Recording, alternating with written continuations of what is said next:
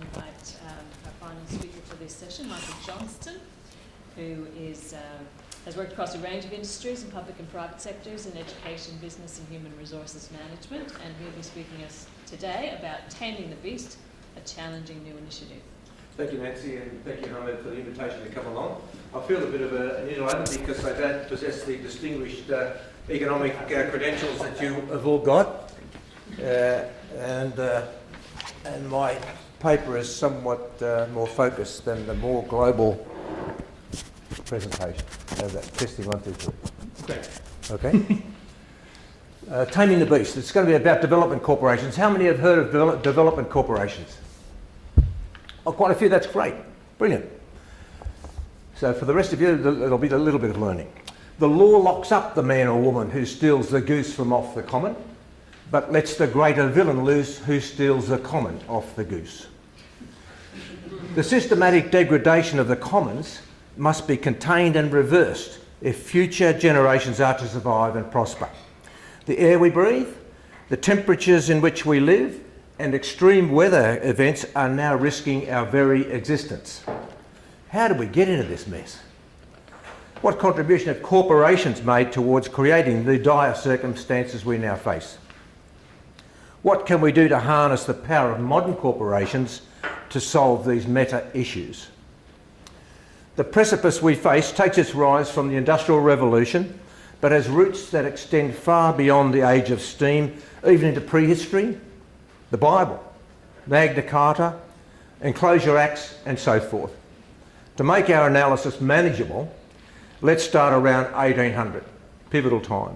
In the early 1800s, we shifted away from enterprises based on charters or warrants by appointment to His Majesty the King or Queen, or enterprises established by an act of the local legislature, to enterprises registered pursuant to acts of incorporation. These revolutionary new acts enabled citizens to establish companies that limited their risk to the amount they invested in the company.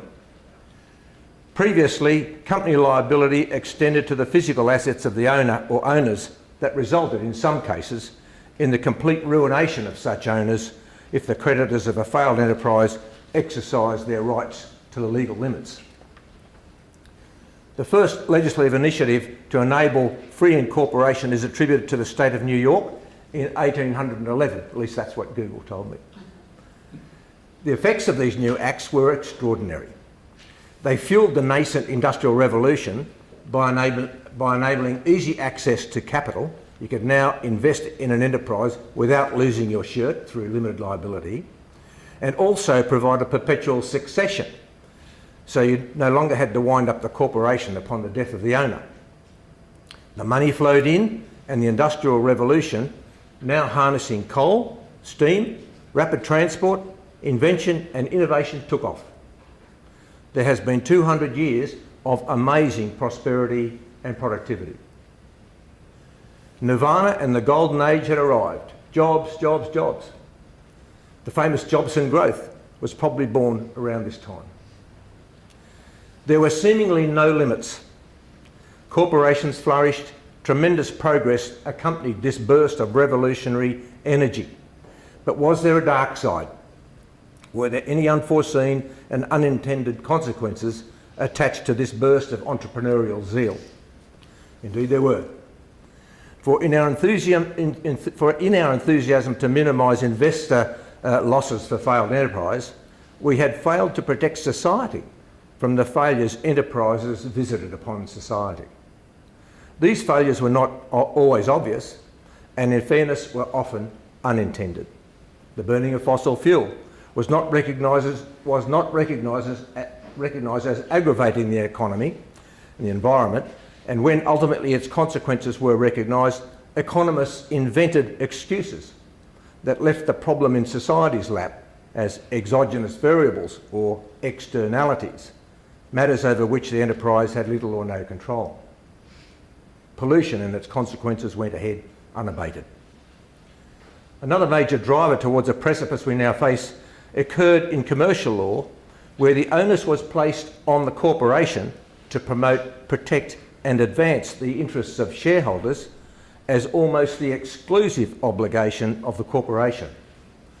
Maximisation of shareholder value became the dominant mantra, and in practice, the primary legal obligation required of the corporation. In granting this largesse to minimise investor losses and provide perpetual succession to corporations, thus massively oiling the wheels of the Industrial Revolution, we had failed to obtain a societal quid pro quo. In the early days of incorporation of limited liability companies, it was mostly assumed that such companies would provide a public benefit, but there was no legislative requirement to this effect. Most corporations seeking registration were building roads, dams, canals, railways, factories, thus providing an obvious public benefit, quote unquote. It's not as if nobody had any thoughts about this, since one corporation's application for registration as a limited liability company in the state of Massachusetts in 1837 was refused, on the grounds that the proposed corporation did not provide a public benefit. In this instance, the enterprise, in its Articles of Association, sought merely to establish a carriage company. The registration had been opposed by individual journeymen because it would have the effect of taking from us, quote, of taking from us the profits of our art, which has cost us years of labour to obtain, and which we consider to be our exclusive privilege to enjoy, unquote. The similarity of this analogy with modern day contests between taxi drivers and Uber drivers is not lost on us. In circumstances where unbridled capitalism has had deleterious consequences, we, the community, have passed laws to govern and restrict their activities. Thus, we've been able to remove children from the factories and coal mines, provided safer working places, legislated for minimum wages, obtained purer food, penalised fraudulent behaviour, and so on. Here is the pointy end of this proposition. While we have made inroads towards containing and restricting corporate behaviour or misbehaviour through penalties and sanctions, it is clear from recent events that there is a long way to go. The GFC taught us that greed dominated consideration of the financial instruments that nearly brought the global financial system to its knees. Then, revelations of impropriety in our own Banking Royal Commission have shocked the community, which previously held banks as revered and trusted models of corporate culture. Might be some debate about that. It would appear that even the government, which resisted establishing the Royal Commission, has been shocked by the evidence arising from it. There is a common driver that has edged us to the precipice we now face, and it is simply this. Sole reliance on maximising shareholder value is not serving our community or preserving our commons. This reliance has resulted in, amongst other things, a focus on short-term outcomes, with stock markets relying on cycles as short as 4 months, quarterly reports.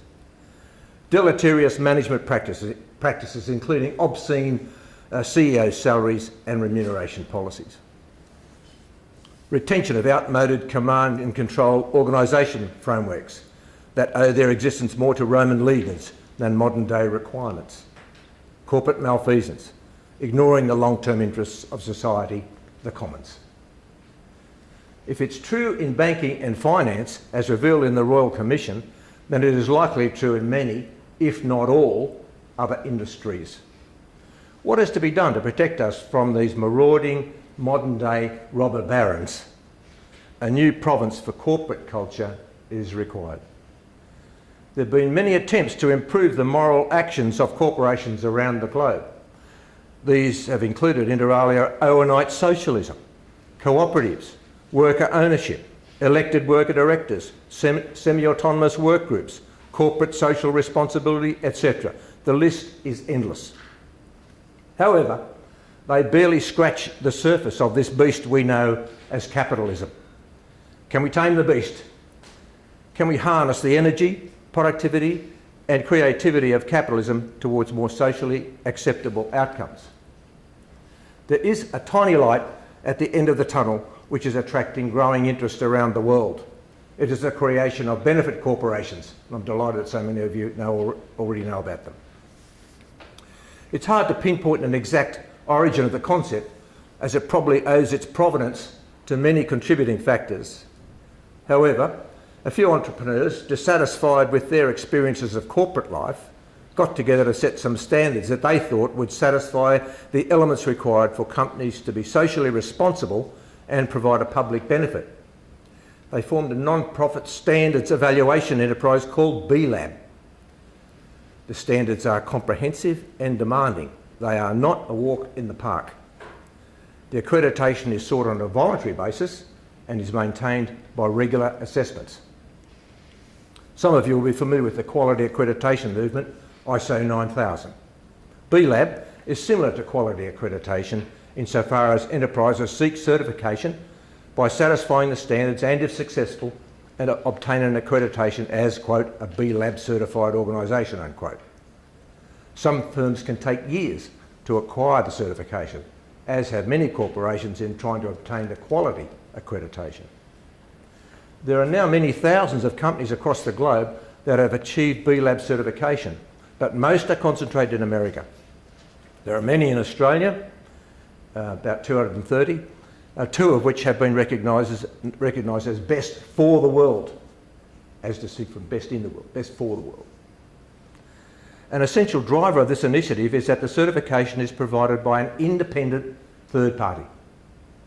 While the B-Lab initiative has been developing, some legislators in the US decided to put the public benefit ideas into corporate law, with the result that there are now some 31 states and the District of Columbia which have amended their corporate law to provide for the registration of benefit corporations. This registration requires them in their governance and articles of association to commit to providing a public good as well as obtaining profit. The registered benefit corporations are required to report on the impact of their governance and articles of association, as well as the traditional financial profit and loss accounts. Italy has promulgated a national law to recognise benefit corporations. Many other companies are looking at the idea. Effectively, the new legislation provides the legal architecture for firms to support the acquisition of a social conscience. The new laws now legitimise the satisfaction of both profit-making and the provision of a public benefit. In other words, they can now walk and chew gum at the same time, serving the needs of shareholders and stakeholders simultaneously and legitimately. Directors of benefit corporations are protected from shareholder lawsuits in the event that dissatisfied shareholders object to company efforts to fulfil its public benefit obligations. We can name at least 4 banks whose CEOs wish they'd paid more attention to their ethical public interest obligations than their sole pursuit of profits, as they squirm before Commissioner Hayne, or more precisely before Senior Counsel Rowena Orr. Of course, many traditional firms espouse the values of being good corporate citizens in their CSR undertakings, their missions and visions, often found framed in the reception area of corporate headquarters. But in a contest between corporate citizenship and shareholder value, the latter wins every time, and it is backed up by current legislation and common law. Why would enterprises embark upon the demanding challenge of becoming a benefit corporation? More bloody red tape is the usual frequent response from the captains of industry. Note the strident objections from senior corporate spokesmen when the ASX recently attempted to strengthen their protocols regarding corporate citizenship. Some of those captains included the very CEOs who contributed to the train wreck that has emerged before the Hayne Royal Commission, including the former CEO of the CBA. Well, evidence is mounting that companies who manage their enterprises having regard to stakeholder interests, as well as shareholder interests, actually outperform their competitors across all performance indicators, including profit. There are over 40 articles examining this trend in sources as diverse as Harvard Business Review, The Economist, Deloitte, Accenture, Goldman Sachs and MIT. The overarching conclusion is that firms who practice higher standards of governance reduce financial risk and increase profit in the long term. In other words, pursuing public benefit is good for business. The model US legislation defines general public benefit as, quote, benefit corporations will have a material positive impact on society and the environment, taken as a whole, as assessed against a third-party standard from the business and operations of a benefit corporation. Generally speaking, this has been interpreted to include employees, suppliers, customers, community, government and the environment, as well as shareholders.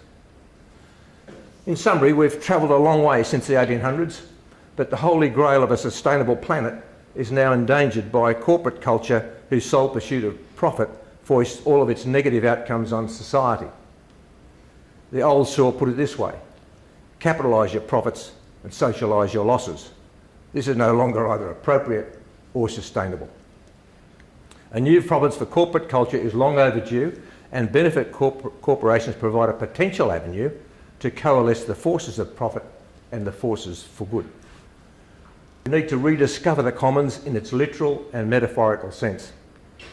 The size and destiny of the corporate sector has to be harnessed, energised and directed towards mitigating, rectifying and solving the myriad problems that beset our society, if there's to be any hope for our future generations. The window of opportunity is closing on us very fast. There is no time to lose. Benefit corporations provide a useful new initiative that deserves a reflection and support. Let's revisit Anon's poem. The law locks up the man or woman who steals the goose from off the common, but lets the greater villain loose who steals the common off the goose. We must turn the greater villains of rapaciousness and greed into the better angels of a fairer, sustainable and egalitarian commons. Thank you.